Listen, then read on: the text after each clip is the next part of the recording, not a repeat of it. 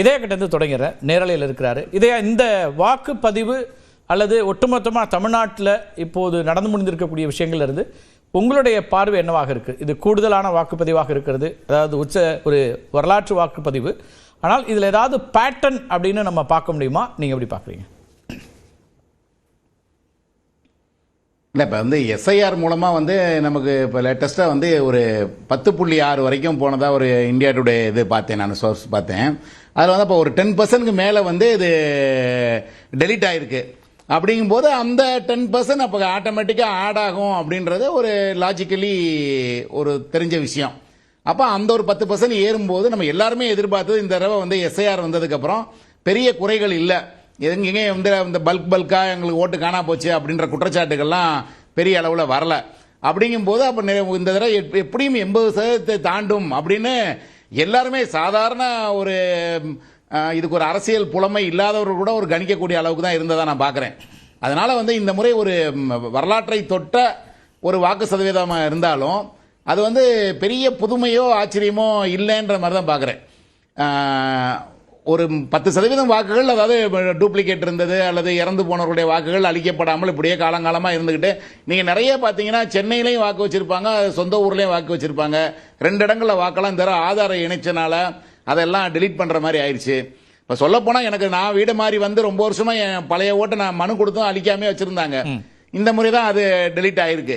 இந்த மாதிரி ஒரு டூப்ளிகேட் ஓட்ஸ் நிறைய இருந்திருக்கு.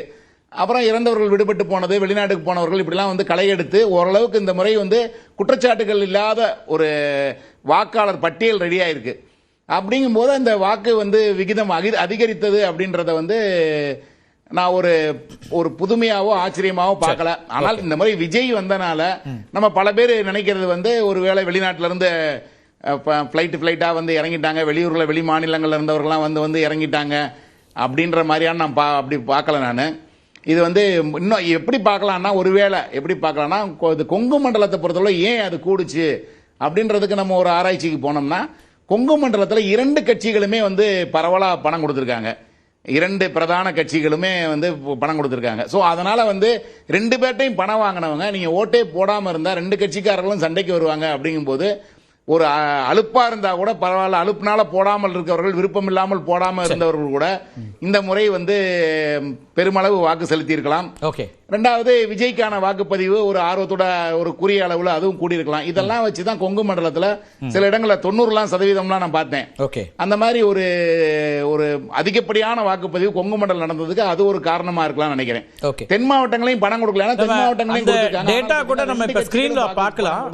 டாப் 5 டிஸ்ட்ரிக்ட்ஸ் அப்படிங்கறத ஸ்கிரீன்ல பார்த்தா உங்களுக்கு ஒரு எண்ணிக்கை பகல் முழுக்க பார்த்திருக்கிறோம். ஆனாலும் இப்போது வந்திருக்கக்கூடிய உங்களுக்காக பார்க்கலாம். இது ஒட்டுமொத்த எண்ணிக்கை, முதல் 5 மாவட்டங்களுடைய எண்ணிக்கையை நம்ம பார்க்கிறோம்.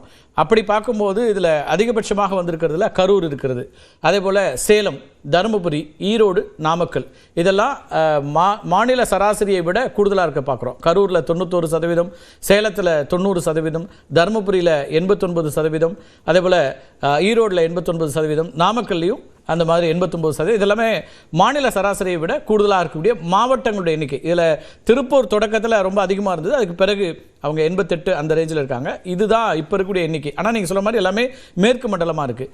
குறைந்த வாக்கு சதவீதம்ங்கிறது கன்னியாகுமரி, சிவகங்கை, ராமநாதபுரம், திருநெல்வேலி, நீலகிரி மட்டும் அங்கே மேற்கு மண்டலத்திலேருந்து இருக்கிறது. எஸ், இதா சொல்லுங்க. ஆமாம், அந்த கன்னியாகுமரிலாம் பார்த்தீங்கன்னா நீங்கள் பெரும்பாலும் ஓட்டுக்கு பணம் கொடுக்க மாட்டாங்க. அதனால் அது அதங்க ஆரம்ப காலம் பழங்காலமாகவே ரொம்ப கீழ்த்தட்டு மக்களுக்கு மட்டும் சில இடத்துல கொடுப்பாங்களே தவிர இந்த 100%, 90% டிஸ்ட்ரிபியூஷன் அங்கே இருக்கிறது இல்லை பெரும்பாலும். ஓகே. ஆனால் நீங்கள் இந்த கரூர் எடுத்துக்கிட்டீங்கன்னா, கரூரில் ஒரு தரப்பு 3000 கொடுத்ததை ஒரு தரப்பு 6000 கொடுத்ததாகவும், ஒரு தரப்பு வெள்ளி நாணயம் கொடுத்ததாகவும், ஒரு தரப்பு தங்க நாணயம் கொடுத்ததாகவும் செய்திகள் வந்துகிட்டு இருந்துச்சு. ஸோ அந்த அடிப்படையில் பார்த்தீங்கன்னா நீங்கள் அது மாதிரி பலன் பெற்றவர்கள் தாங்கள் வாக்கு செலுத்தாமல் இருந்தோம்னா அதெல்லாம் திருப்பி கேட்பாங்களோ, இல்லை அது ஒரு தேவையற்ற ஒரு சர்ச்சையை கட்சிக்காரர்களோட ஏற்படுத்துமோன்னு சொல்லி அவர் யாருக்கு போட போறார்களோ தெரியாது. ஆனால் தங்கள் ஓட்டை பதிவு செய்யணும், வேற வழியே இல்லை.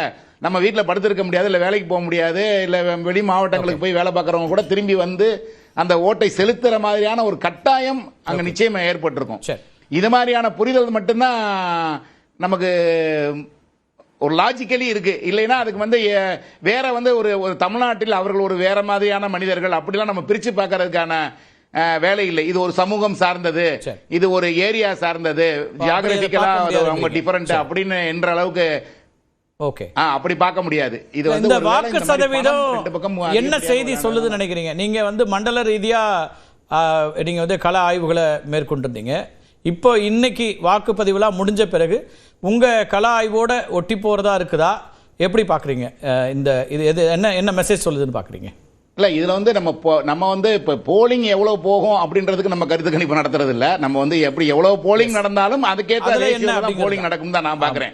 இப்போ அதிகப்படியான போலிங் நடந்திருக்கனால இது வந்து இது எதிர்க்கட்சிகளுக்கு விரோதமாக மக்கள்லாம் கொந்தளிச்சு வந்து போட்டாங்க அப்படின்னு எடுக்க முடியாது.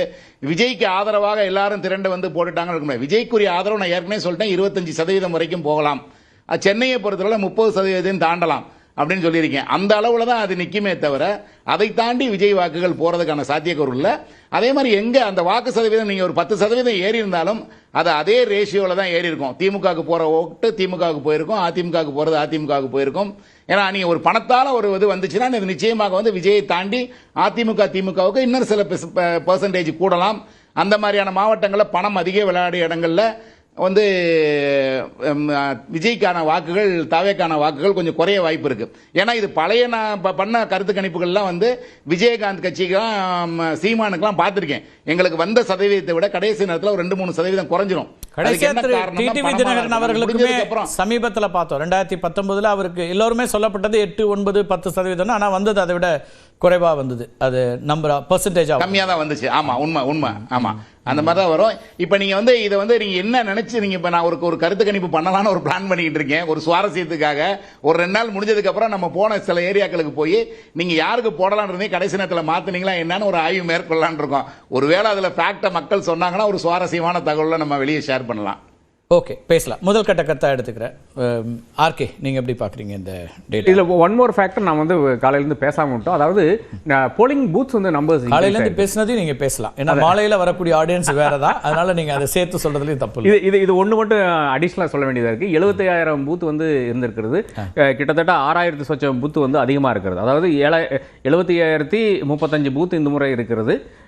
ரேஷனலைசேஷன் முன்னாடி வந்து 68,000 எண்ணிக்கை கூடுதலாக இருக்குது. இப்ப சுமாரா ஒரு 6,000-7,000 இருக்கு. ஆமா, 6,568 பூத் வந்து அதிகமா இருக்கிறது.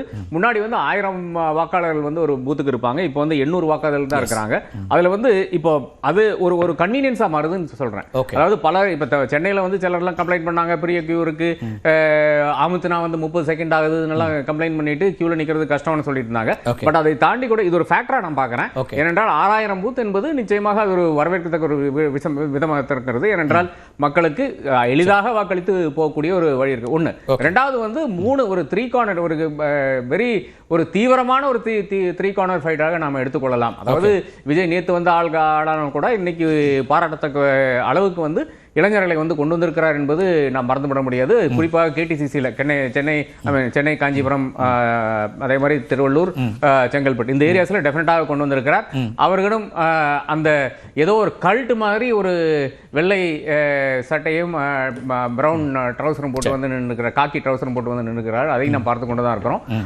அப்போ அவரையும் பாராட்டத்தக்க இடத்துல தான் நானும் இருக்கிறேன். ஏனென்றால் எந்த அளவுக்கு திமுக அதிமுக வந்து இறங்கி வேலை செஞ்சதோ அந்த அளவுக்கு இறங்கி வேலை செஞ்சிருக்காருன்னு நாம் பார்க்கிறோம். அப்போ இந்த 3 நபர்களும் இல்லை என்றால் 3 கட்சிகளும் 3 கூட்டணிகளும் இல்லை என்றால் 3 ஆர்கனைசேஷன்ஸ் அந்த அளவுக்கு வேலை செஞ்சதுனால அந்த ஒரு ரிசல்ட் பார்க்குறோம். ஆனால் இது அதீதமான பர்சன்டேஜ் நிச்சயமாக கிடையாது. நம்பர்ஸ் பார்த்தா மிக தெளிவாக நம்ம கலையிலிருந்து பேசிட்டு தான் இருக்கிறோம்.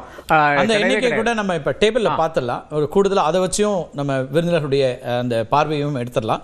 அதாவது கடந்த தேர்தல்களில் ஒவ்வொரு தேர்தலிலும் எவ்வளவு கூடுதலாக வாக்குகள் பதிவாகுது அப்படிங்கிறத நம்ம பார்க்குறோம். அந்த எண்ணிக்கைப்படி 2001 அந்த எண்ணிக்கையை பார்க்குறோம். அப்போ 2.8 கோடி பதிவாயிருக்கு 2001. 2006 அது 3.28 கோடியாக பதிவான வாக்குகள். நான் சதவீதம் பார்க்கல, பதிவான வாக்குகள். அப்போ 48 லட்சம் கூடுதலாக அந்த அதற்கு முந்தைய தேர்தலை விட கூடுதலாக வருது. அதுக்கு பிறகு 2006 2011 பார்க்கும்போது 40 லட்சம் கூடுதலாகுது. 3.28 கோடியிலேருந்து 3.68 கோடியாக அது மாறுது. 40 லட்சம் கூடுதலாக வருது. அதில் 2016 நீங்கள் 2011 2016 பார்க்கும்போதும் 3.68 கோடியிலேருந்து 4.32 கோடியாக பதிவான வாக்குகளை பார்க்குறோம். 64 லட்சம் கூடுதலாக பதிவாகுது. 2021 4.32 கோடியிலிருந்து 4.58 கோடியா மாறுது. அது 26 லட்சம் கூடுதலான வாக்குகள். இதுல ஒரு பார்வை இருந்தது, அது நீங்க எல்லாரும் சொல்லலாம். அது கோவிட் ஆண்டுங்கிறதுனால அந்த கூடுதல் வாக்குகள்ங்கிறது கடந்த அதுக்கு முந்தைய ஆண்டுகளை விட கொஞ்சம் குறைவா இருக்கு அப்படிங்கறத பார்க்கிறோம். இந்த ஆண்டு 20 லட்சம் வாக்குகள் கூடுதலாக வந்திருக்கிறது. அது நம்ம வந்து கடைசி ஆட் பண்ண வேண்டியது 2026ல சுமாரா 20 லட்சம் வாக்குகள் கூடுதலாக இருக்கிறது. அதுல இன்னொன்னு கவனிக்க வேண்டியது எஸ்ஐஆருக்கு பிறகான 20 லட்சம் கூடுதல், அதையும் நம்ம சேர்த்து பார்க்க வேண்டியது. அப்போ என்னுடைய இது சப்மிஷன் என்னன்னா, அந்த 64 லட்சம் வந்து நான் எடுத்துக்கிறேன். ஆனால் கோவிட் இயர் நம்ம வந்து கன்சிடர் பண்ணக்கூடாது. ஏனென்றால் அந்த இன்க்ரீஸ் என்பது அன்நேச்சுரல் இன்க்ரீஸாக தான் இருக்கும், ரொம்ப கம்மியாக தான் இருக்கும், நமக்கு அனைவருக்கும் தெரிஞ்ச விஷயம். அப்போ 60 லட்சம் ஒரு இடத்துல கூடுது, அதே நேரத்தில் இங்கே வந்து 20 லட்சம் தான் கூடுது. ஒரு 50 லட்சம் வாக்காளர்களை வந்து புறக்கணிச்சிட்டோம். அது ஆக்சுவலாக வந்து பிரச்சனையா என்னன்னு நமக்கு தெரியாது. பட் அப்படி இருக்கிற ஒரு செயல் கூட இது விஜயனுடைய இன்க்ரீஸ் எங்கன்னா கேட்குறேன். அதாவது 3 பேரும் கொண்டு வந்திருக்காங்க ஆட்கடை பூத்து. இது வந்து பலமுனை போட்டியால வர்றது, விஜய் மட்டும் விஜயினால வருகின்ற மாற்றம் கிடையாது.